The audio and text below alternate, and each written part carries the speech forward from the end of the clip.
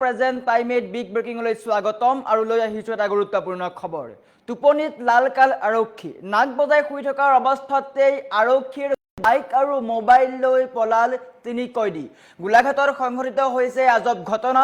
আৰক্ষী শুই থকাৰ অৱস্থাতেই তিনি কয়দীয়ে সুযোগ বুজি আৰক্ষীৰ এই বাইক আৰু মোবাইল লৈ পলাল আৰু তাৰ পিছতে এতিয়া গোলাঘাট আৰক্ষীৰ মাজত হাহাকাৰ পৰিৱেশৰ সৃষ্টি হৈছে। পুৱাই আৰক্ষী শুই আছিল আৰু আৰক্ষীৰ নাকৰ তলেৰে বাইক আৰু মোবাইল চুৰি কৰি উধাও হ'ল তিনি কয়দী। তাৰ সমান্তৰালকৈ গোলাঘাট ট্ৰিপল মাৰ্ডাৰ কাণ্ডৰ অভিযুক্তও আছিল এগৰাকী অভিযুক্ত আৰু এই সন্দৰ্ভত সবিশেষ লৈ অহাৰ চেষ্টা কৰিছোঁ।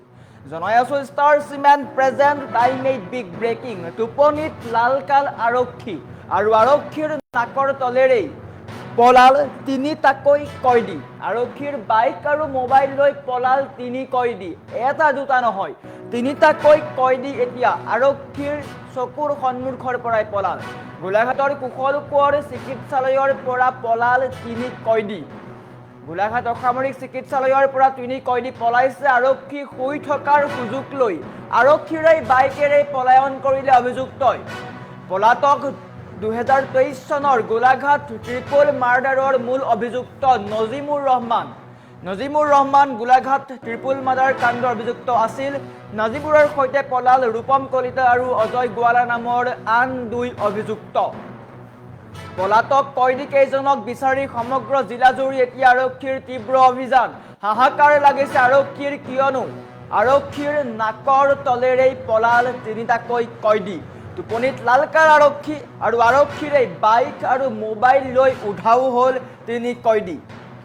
কৰ্তব্যৰত আৰক্ষীৰ নাক বজাই টোপনি আৰু সেই সুযোগতে আৰক্ষীৰে বাইক আৰু মোবাইল লৈ পলাল এটা দুটা নহয়, তিনিটাকৈ কয়দী।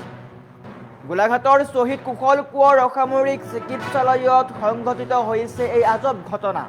2023 চনত ৰাজ্য জোকাৰি যোৱা গোলাঘাটৰ ভয়ংকৰ ট্ৰিপল মাৰ্ডাৰ কাণ্ডৰ মূল অভিযুক্ত নজিমুৰ ৰহমান সহ ৰূপম কলিতা আৰু অজয় গোৱালা নামৰ আন দুটা অভিযুক্ত পলাল চিকিৎসালয়ৰ পৰা। চাঞ্চল্যৰ বিষয় এইটোৱে যে আৰক্ষীয়ে টোপনিত লালকাল হৈ থকাৰ সুযোগ লৈ আৰক্ষীৰেই বাইক চলাই পলাই গ'ল অভিযুক্ত কেইজন। গোলাঘাট শ্বহীদ কুশল কোঁৱৰ অসামৰিক চিকিৎসালয়ৰ দৃশ্যাংশ দেখুৱাইছো। এয়া আৰক্ষীৰ দৌৰা দৌৰি আৰু অভিযানৰ দৃশ্য এতিয়া আহি পৰিছে। এটা অত্যন্ত আজব ঘটনা। আৰক্ষীৰ চূড়ান্ত অৱহেলা আৰু দায়িত্ব জ্ঞানহীনতাৰ উদণ্ড নমুনা দেখিবলৈ পোৱা গৈছে। চিকিৎসালয়ৰ পৰা কৰ্তব্যৰত আৰক্ষীক বুঢ়া আঙুলি দেখুৱাই ধেমালিতেই পলায়ন কৰিলে তিনিটাকৈ দুৰ্দান্ত কয়দীয়ে। ঘটনাটো ঘটিছে গোলাঘাটৰ শ্বহীদ কুশল কোঁৱৰ অসামৰিক চিকিৎসালয়ত। চিকিৎসাৰ বাবে অনা তিনি অভিযুক্তক পহৰা দিবলৈ নিয়োজিত কৰা দলটো যেতিয়া নাক বজাই টোপনিত লালকাল হৈ আছিল, ঠিক তেনে সময়তে ৰাতিপুৱাৰ ভাগত আৰক্ষীৰ জিম্মাৰ পৰাই অতি চতুৰ, অতি কৌশলেৰে পলাই গ'ল তিনি অভিযুক্ত। কেৱল জিম্মাৰ পৰাই পলোৱাই নহয়, আৰক্ষীৰ পকেটৰ পৰা মোবাইল আৰু বাহিৰত ৰখাই থোৱা আৰক্ষীৰ বাইক লৈও পোনে পোনে পলালে কয়দীকেইটা। পলাতক কয়দীকেইজন ক্ৰমান্বয়ে 2023 চনত সমগ্ৰ ৰাজ্য জোকাৰি যোৱা গোলাঘাট নগৰৰ হিন্দী স্কুল ৰোডৰ বহু চৰ্চিত ট্ৰিপল মাৰ্ডাৰ কাণ্ডৰ মূল অভিযুক্ত নজিমুৰ ৰহমান আছিল। আন দুই কয়দী বিভিন্ন চোৰৰ লগত জড়িত, কিন্তু নজিবুৰ ৰহমান এক হত্যাকাৰী আছিল বা অভিযুক্ত আছিল তেওঁ। উল্লেখ্য যে এই নজিবুৰ ৰহমানেই 2023 চনত গোলাঘাট নগৰৰ একেটা পৰিয়ালৰে তিনিজন সদস্যক অতি নিৰ্মমভাৱে হত্যা কৰিছিল আৰু সমগ্ৰ ঘটনাই ৰাজ্য জোকাৰি গৈছিল। এনে এজন ভয়ংকৰ হত্যাকাৰী আৰক্ষীৰ মোবাইল আৰু বাইক লৈ পলাই যোৱা ঘটনাই এতিয়া স্তম্ভিত কৰি তুলিছে সচেতন মহলক। বৰ্তমান পলাই যোৱা কয়দীকেইটাক বিচাৰি সমগ্ৰ জিলাতে এতিয়া আৰক্ষীয়ে তীব্ৰ অভিযান অব্যাহত ৰাখিছে। কিন্তু প্ৰশ্ন হৈছে, আৰক্ষীৰ এনে দায়িত্বহীনতাৰ বাবে যদি পুনৰ কিবা অপ্ৰীতিকৰ ঘটনা ঘটে, তাৰ কাৰণে জগৰীয়া কোন হ'ব? আৰক্ষীক শুবলৈ দায়িত্ব দিয়ে নেকি? আৰক্ষীয়ে শুবলৈ ডিউটি কৰে নেকি? ইয়াৰ এতিয়া প্ৰশ্ন উত্থাপন হৈছে, কিয়নো চিকিৎসালয়লৈ নিয়াৰ সময়ত তেওঁলোকৰ সৈতে থাকিব লাগিছিল আৰক্ষী, কিন্তু আৰক্ষীয়ে নাক বজাই শুই আছিল। টোপনিত লালকাল আৰক্ষী আৰু সেই সুযোগতেই আৰক্ষীৰ জেপৰ পৰা মোবাইল উলিয়াই চাবি উলিয়াই বাইক লৈ পলাই পত্ৰং দিলে তিনি গভাইত কয়দীয়ে। আৰু আটাইতকৈ ডাঙৰ কথা, এই তিনি কয়দীৰ ভিতৰত এগৰাকী হৈছে হত্যাকাণ্ডৰ অভিযুক্ত নজিবুৰ ৰহমান। গোলাঘাট হিন্দী স্কুল ৰোডৰ বহু চৰ্চিত চাঞ্চল্যকৰ শিহৰণকাৰী হত্যাকাণ্ড সকলোৰে মনত আছে। ট্ৰিপল মাৰ্ডাৰ কাণ্ডৰ অভিযুক্ত নজিবুৰ ৰহমান পলাই পত্ৰং দিছে। তাৰ সমান্তৰালকৈ দুগৰাকী বিভিন্ন চুৰ ডকাইতৰ ক্ষেত্ৰত জড়িত, সেই দুয়োগৰাকী পলাইছে। নজিবুৰৰ সৈতে ৰূপম কলিতা আৰু অজয় গোৱালা নামৰ দুই আন অভিযুক্তও পলাইছে। কিন্তু আটাইতকৈ এতিয়া গোলাঘাট আৰক্ষীৰ কাৰণে লাজৰ বিষয়, অত্যন্ত লাজৰ বিষয় বুলি ক'ব লাগিব, কিয়নো আৰক্ষীৰে বাইক লৈ পলাই পত্ৰং দিলে চোৰে। এটা অত্যন্ত গুৰুত্বপূৰ্ণ খবৰ, হাঁহি উঠা খবৰ। আৰক্ষীৰ নাকৰ তলৰ পৰাই আৰক্ষীৰে মোবাইল আৰু বাইক লৈ পলাই পত্ৰং দিলে তিনি কয়দীয়ে। গোলাঘাটত সংঘটিত হৈছে আজব ঘটনা। গোলাঘাট আৰক্ষী এতিয়া হাহাকাৰ কৰিবলগীয়া হৈছে। ক'ত বিচাৰিব, কি কৰিব এতিয়া বিচাৰি পোৱা নাই। কিন্তু আৰক্ষীৰ এনে কাণ্ডৰ কাৰণে এতিয়া কোন দায়ী হ'ব? দায়িত্ব জ্ঞানহীনতাৰ পৰিচয় দিছে নেকি গোলাঘাট আৰক্ষীয়ে? গোলাঘাট আৰক্ষীয়ে কাক দায়িত্ব দিছিল, সেই সময়ত কাক দায়িত্ব দিছিল সেয়া লক্ষণীয় হ'ব। কিন্তু তিনিটাকৈ কয়দী পলাই গৈছে, ইয়াতকৈ আৰু লাজৰ কথা হয়তো গোলাঘাট আৰক্ষীৰ কাৰণে হ'ব নোৱাৰে। এটা অত্যন্ত গুৰুত্বপূৰ্ণ খবৰ, জিম্মাৰ পৰাই পলোৱাই নহয়। কল্পনা কৰক, কেৱল মাত্ৰ জিম্মাৰ পৰাই পলোৱা নাই, আৰক্ষীৰ জেপত হাত ভৰাই মোবাইল লৈ গৈছে, জেপৰ পৰা বাইকৰ চাবি উলিয়াইছে আৰু বাহিৰৰ পৰা বাইক লৈ পলাই গৈছে। কি কৰি আছিল কৰ্তব্যৰত আৰক্ষীয়ে? তেওঁলোকক শুবলৈ দৰমহা দিয়া হৈছে নেকি? এতিয়া প্ৰশ্ন উত্থাপন কৰিব লাগিব। আৰক্ষী শুই থকাৰ সুযোগ লৈ আৰক্ষীৰ বাইকেৰেই পলাল তিনি কয়দী। আটাইতকৈ ডাঙৰ কথা, 2023 চনৰ গোলাঘাট ট্ৰিপল মাৰ্ডাৰ কাণ্ডৰ মূল অভিযুক্ত নজিবুৰ ৰহমান এক হত্যাকাৰী বুলি যদি আমি কওঁ ভুল নহ'ব। অভিযুক্ত হত্যাকাৰীক বৰ্তমান তেওঁলোকে এৰি দিছে নেকি সেয়া লক্ষণীয় হ'ব, কিয়নো চিকিৎসালয়লৈ তেওঁলোকক চিকিৎসা বা স্বাস্থ্য পৰীক্ষাৰ কাৰণে লৈ অনা হৈছিল। আৰু সেই সময়তেই আৰক্ষীৰ নাকৰ তলৰ পৰাই পলাই গ'ল তিনি কয়দী। ইয়াতকৈ আৰু হয়তো গোলাঘাট আৰক্ষীৰ কাৰণে লাজৰ কথা হ'ব নোৱাৰে।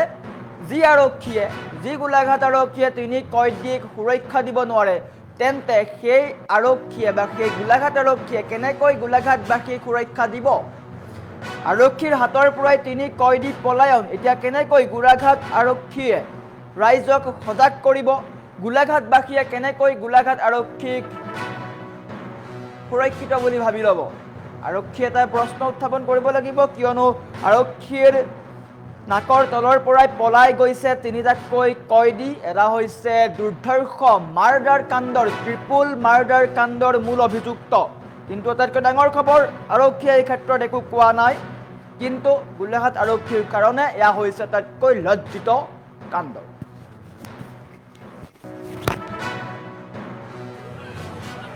মানে কথাটো এনেকুৱা ধৰণৰ, ৰাতিপুৱা আপোনাৰ মেজৰ সোনকালে উঠে দেই। আমাৰ যিজন ইনচাৰ্জ আছে আমাৰ BN বৰা পুলিচৰ, তেওঁ ৰাতিপুৱা সোনকালে উঠে। সদায় সোনকালে উঠি পেলাই মানে তেওঁ সদায় ঘৰলৈ যায় মানে 10টা বজাত আকৌ গা চা ধুই আহি পেলাই মানে 12টা বজাত আকৌ আহে, মানে যায়গৈ, আকৌ গধূলি ভাতটো খাই আহে। তো তেওঁ ৰাতিপুৱা সোনকালে গ'ল, মোক উঠালে। হেৰি নহয়, উঠালে মানে কি আৰু একেবাৰে উঠাই দিয়া নাই মোক, মানে এই শইকীয়া চাবিটো লোৱা, মানে লকআপৰ চাবিটো মোক দিলে। মইতো তেতিয়া মই বিচনাৰ পৰা উঠাই নাই, শুয়ে আছো। চাবিটো দিলে, চাবিটো দিয়াৰ পিছত মই লাহেকে মোৰ গাঁৱটোৰ কাষতে মই থৈ দিলোঁ। তেওঁতো গুচি গ'ল। তাৰপৰা মইতো টোপনি গুচি গ'লোঁ। তাৰপিছত তেতিয়া আপোনাৰ 5:30মান হৈছে চাগে, তাৰ মই সাৰ পালোঁ। সাৰ পাই পেলাই মানে ইফালে ইফালে চাইছোঁ, মানুহ কোনো নাই বুলি কোৱাত লগালগ মই একদম এই তাতটোৰ পৰাও কোনো নাই, মইহে অকলে আছোঁ। তাৰপৰা মই হেৰিলৈ আহিলোঁ, আউটপোষ্টলৈ আহিলোঁ। আউটপোষ্টত জনালোঁ কথাটো। কেইজন আছিলে? আছামী 3জন আছিলে। আপোনাৰ এইটো নাজিবুৰ ৰহমান আছিলে, এইটো কিবা মাৰ্ডাৰ কেছৰ। তাৰপিছত 2জন আছিলে, এজন আপোনাৰ কালি আনিছিলে কিবা হেৰি মোবাইল চুৰি কেছৰ। তাৰপৰা এজন আগৰ আছিলে কিবা পইচা চুৰি কেছৰ বুলি কৈছিলে। ডিউটি এনেই আমি মানুহ 3জন, পুলিচৰ এজন, আমি হোমগাৰ্ডৰ 2জন। তেওঁ এজন মানে কালি কিবা তেওঁ শাহুৱেকৰ ঘৰত সকাম আছিলে, আজি সকাম, কালি মানে ইনচাৰ্জক কৈ পেলাই তেওঁ কালি গৈছিল। যিটো ইনচাৰ্জ তেওঁ হেৰি ক'লে যে তেওঁ মানে কি ইয়াতে লগতে থাকে, তেওঁ ৰাতিপুৱা সদায় ৰাতিপুৱা কোনো উঠাৰ আগত তেওঁ মুঠতে খুলি পেলাই মই যাওঁ বুলি ক'ব, তেওঁ গুচি যায়। আগৰ তাৰমানে কি হয় আৰু হেৰি আপোনাৰ নাজিবোৰকতো আগতো মইতো ইয়াত অহা আজি আপোনাৰ 2.5 মাহ হৈছে, আগৰ পৰাতো নাজিবোৰ আগতো ইয়াত এডমিট হৈ গৈছে। এতিয়া নাজিবোৰকতো হেণ্ডকাপ লগোৱা নহয়, যিটো আছামী হেণ্ডকাপ লগোৱা নহয়, কেতিয়াবা লগাই, প্ৰায় মানে ওলাই থাকে। আজি এতিয়া ৰাতিপুৱা যেতিয়া মেজৰ ওলাই গৈছে, ওলাই যোৱাৰ পিছত মানে ভিতৰতো তাক ওলাই আছে, বাকী দুজনৰ এতিয়া সেইটো সুবিধাটো পালে। বাকী দুজনৰ হেণ্ডকাপ লাগি আছে, বাকী দুজন হেণ্ডকাপ হাতে ভৰিয়ে লাগি আছে। হেণ্ডকাপ হ'ব পাৰে নাই, হেণ্ডকাপ আপোনাৰ চাবিটো লৈ ল'লে যে মোৰ হেৰি পৰা তাৰমানে সিটো বিচনাত শুই আছে, মেজৰ যাওঁতেতো সি দেখিছে চাবি ক'ত দিছে কি কথা নিশ্চয় চাগে দেখিছে। তাৰপৰা সেই চাবিটো লৈ পেলাই মইতো টোপনি গুচি গ'ল, চাবিটো লৈ গুচি গৈছে। আৰু মই অহা যোৱা কৰিলে মানে মোৰ আপোনাৰ ৱালতে মোৰ বেগটো থাকে, বেগটোতে মোৰ বাইকৰ চাবিটো বাইকো লৈ গৈছে।